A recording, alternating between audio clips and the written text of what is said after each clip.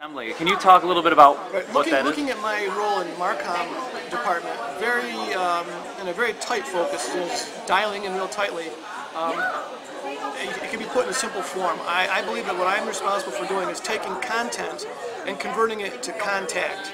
In other words, taking the technology that we have, information, networks that we belong to, process expertise, material science expertise, and in the analogy of a fisherman, I make that into bait. And I dangle that over the edge of the boat, and then what I try to do is I try to bring in the desired prize, the customer, the prospect, into the boat. That's our contact. And then I hand that off to the next department, which is the sales department. They convert this fish in the boat to dinner. Okay, okay. Now, so that's my role. When you're talking about, you said something else that was kind of interesting in that you said you have all these teams, right? They do all these little, they do research and they're scientists, right. And then they do, research papers and dozens of people. Okay, so can you is that stuff?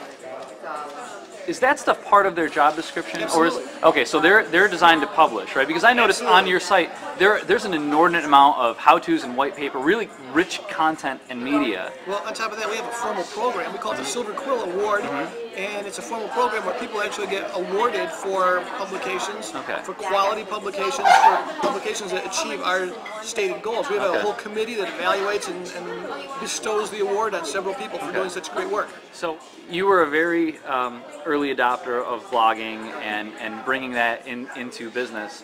How do you get all the different departments on board with not only producing that information but presenting it in such a way, in the way that you do via video and rich media? Because there's a lot of people that I notice you always bring in other faces, right? You are not necessarily the face. You're one of the faces of Indium, but you're not the face of Indium. And so how do you get people from A to B in being comfortable with seeing themselves on video or letting their content be shared in a business situation? It's I call it respecting reality. And we're all familiar with the TV show Mad Men. Yeah. And that show, the whole concept of that show has arisen out of the concept that the people behind the scenes, the technologists in my case, couldn't possibly be presented to the customer because there's just something bad about them. They don't dress right, they don't speak properly, they're not smooth and slick, so they got to hire these Madison Avenue executives to insert themselves and their spin so that they can dazzle the customer. Well, we've lived under that belief for far too long, and especially in my business-to-business environment, technology environment.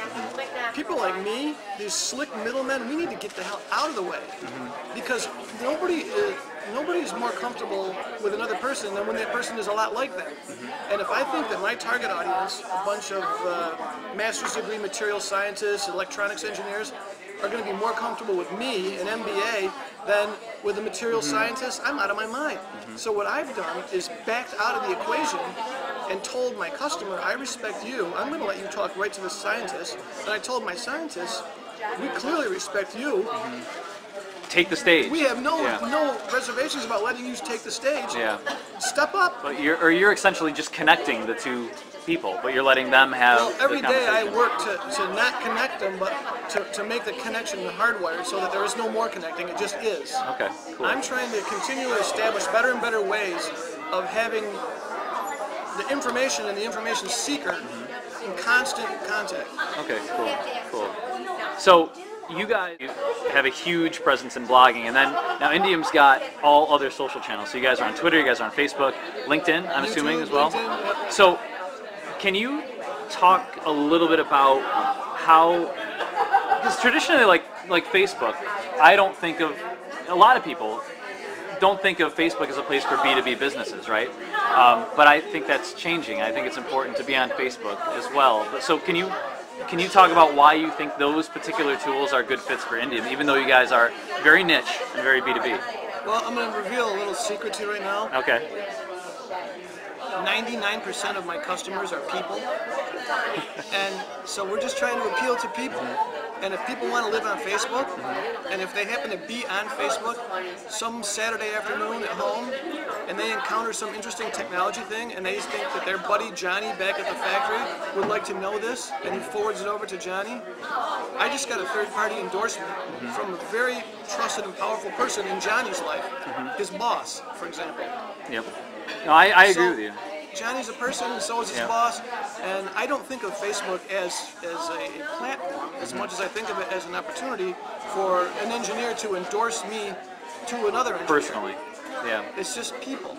Well, I think it's also meeting people where they're at. Like I said, if they're comfortable with Facebook, why are you not on Facebook? There's definitely people that are not on Twitter or LinkedIn that are on Facebook. So you're basically just trying to cast a wide net. Right. You know? Right.